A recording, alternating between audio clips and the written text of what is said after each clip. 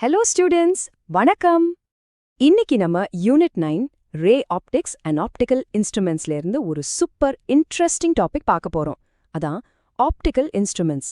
இது பார்க்க கொஞ்சம் பெருசா தெரியலாம், ஆனா ட்ரஸ்ட் மீ, நான் ரொம்ப சிம்பிளா எக்ஸாம்க்கு என்ன தேவையோ அதை மட்டும் தெளிவா சொல்றேன். சோ ரிலாக்ஸ் பண்ணிட்டு கவனிங்க. நீங்க எப்பவாவது யோசிச்சிருக்கீங்களா?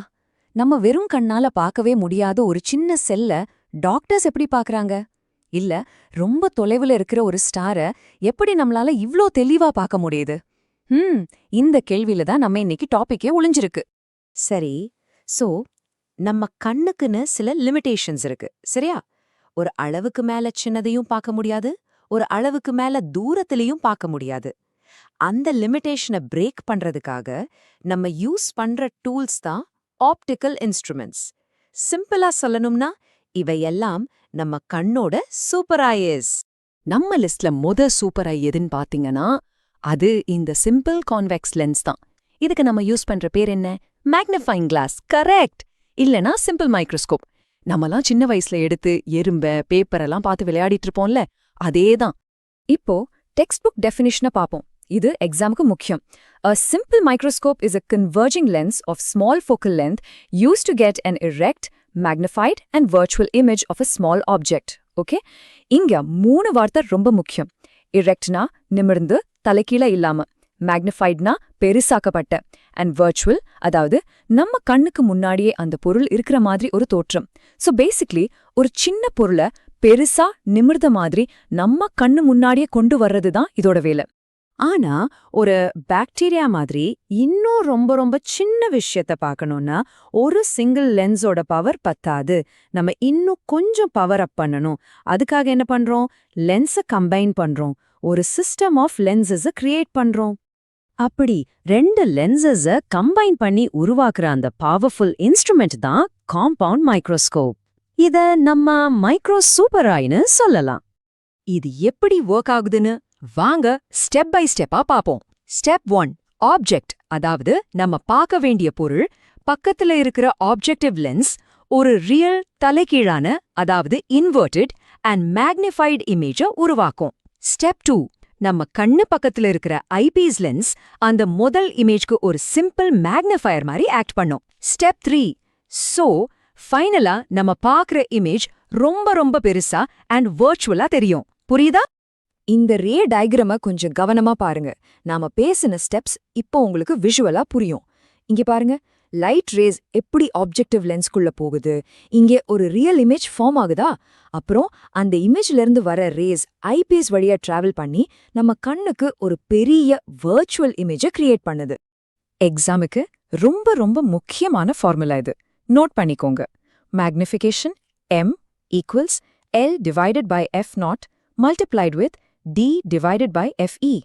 இங்கே Lனா டியூப் லென்த், f0 அது ஆப்ஜெக்டிவோட ஃபோக்கல் லென்த், fe அது ஐபீஸோட ஃபோக்கல் லென்த், and dனா least distance of distinct vision, அதாவது 25 சென்டிமீட்டர். இந்த ஃபார்முலா எவ்வளோ பவர்ஃபுல்னு பார்க்க ஒரு சின்ன எக்ஸாம்பிள் எடுத்துக்கலாம். சொல்லுங்க.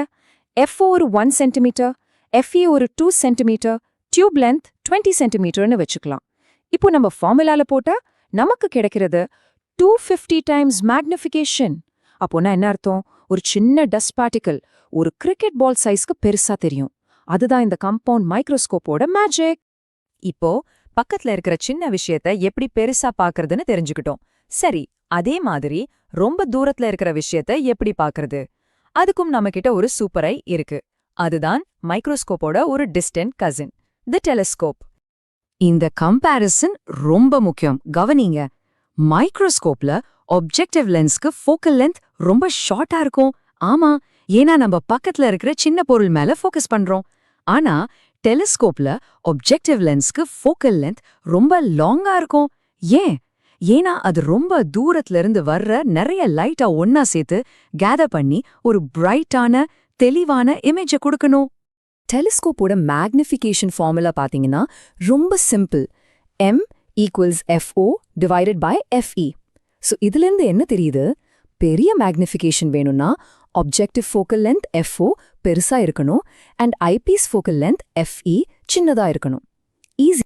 ஆனா இப்போ இருக்கிற பெரிய பெரிய மாடர்ன் டெலிஸ்கோப்ஸ்ல லென்ஸுக்கு பதிலா மிரர்ஸ் தான் யூஸ் பண்றாங்க. இதுக்கு பேரு reflecting telescope. For example Cassegrain telescope. ஏன் மிரர்ஸ்? ஒரு லென்ஸ் வழியா லைட் போகும்போது சில சமயம் லைட்டோட கலர்ஸ் பிரிஞ்சு இமேஜ் கிளாரிட்டி குறையும். ஆனா மிரர்ஸ் லைட்டை ரிஃப்ளெக்ட் மட்டும்தான் பண்ணும், சோ அந்த கலர் ப்ராப்ளம் வராது. அது மட்டும் இல்லாம ரொம்ப பெரிய லென்சஸ் செய்யறதை விட பெரிய மிரர்ஸ் செய்யறது ரொம்ப ஈஸி. அதனால தான் பவர்ஃபுல் டெலிஸ்கோப்ஸ்ல மிரர்ஸ் யூஸ் பண்றாங்க. சரி, இப்போ கான்செப்ட் எல்லாம் நல்லா படிச்சிட்டோம். ஆனா எக்ஸாம்ல எங்க மார்க் போகும்? நம்ம தெரியாம பண்ற சில காமன் மிஸ்டேக்ஸ் அத பத்தி இப்போ பாப்போம். இது ரொம்ப இம்பார்ட்டன்ட், சோ கொஞ்சம் கவனமா கேளுங்க. Okay, first common mistake, final image ரியல்னு எழுதுறது. கண்டிப்பா தப்பு. ஞாபகம் வச்சுக்கோங்க, நம்ம கண்ணால பார்க்குற ஃபைனல் இமேஜ் எப்பவுமே வர்ச்சுவல்.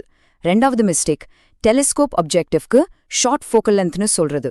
நோ, அது மைக்ரோஸ்கோப்போட ப்ராப்பர்ட்டி. டெலிஸ்கோப்னாலே லாங் ஃபோக்கல் லென்த் ஆப்ஜெக்டிவ். இந்த ரெண்டு விஷயத்துலயும் மார்க் போச்சுன்னா ரொம்ப ஃபீல் பண்ணுவோம். ஸோ நல்லா ஞாபகம் வச்சுக்கோங்க.